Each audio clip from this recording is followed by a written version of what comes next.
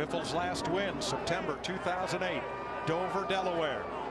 Pace car is in, green flag, green-white checker. Here we go. Oh boy, that 56 got a great restart. And he's got Harvick pushing him when he took the green flag. He's got Harv all up behind him. Harvick trying for the bottom. Made it! He tried to put the block on him, but Harvick was there.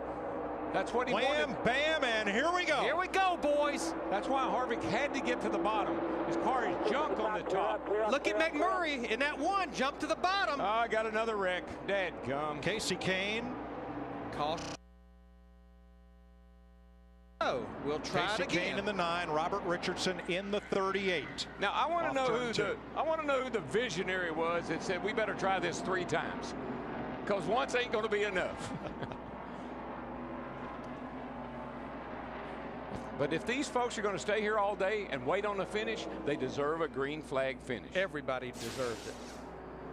Now here's the restart. Watch Mr. Harvick.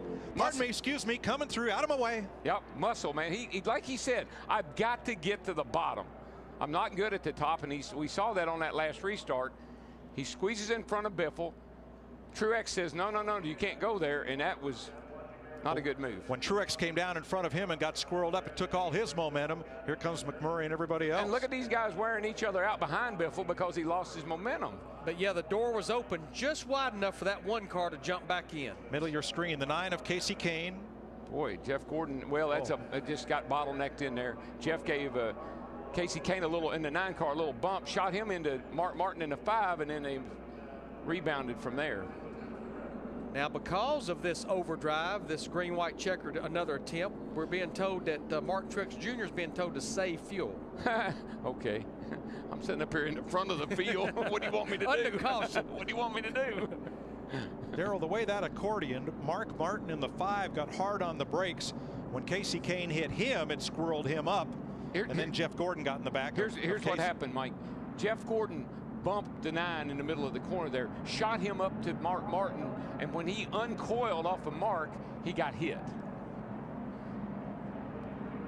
You'll see Jeff Gordon, I believe, come up here, bump the 9, shoot him into the 5. Boom, right there. That shoots him into Mark, and when it did, it just got him out of control.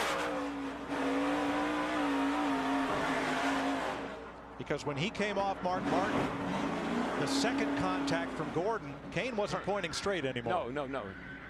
Agree.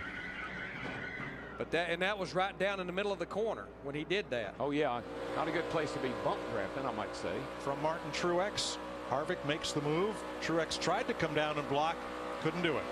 Nope. And you see how squirrely everybody is here because of all that. You know, I think it was Jeff Gordon that gave who was it, a shot at the last lap of the at the Budweiser shootout. Greg Biffle. And I've got to say this. Back at Talladega, Jeff Gordon was the one that went to NASCAR and said, you've got to stop the bump drafting. In the corners particularly. I know we're coming down to the checkered flag for the Daytona 500, but he's the very one that did that. But in this case, Jeff Gordon never would have gotten the back of the Casey Kane if the whole field hadn't stacked up in front of Casey. Good chance, but Darrell's right. You know, we saw him do it in the Budweiser shootout. We just saw it again. Can't bump draft in the corners. I mean, and I'm not saying he was trying to bump draft necessarily, but he gave the 9 a shot.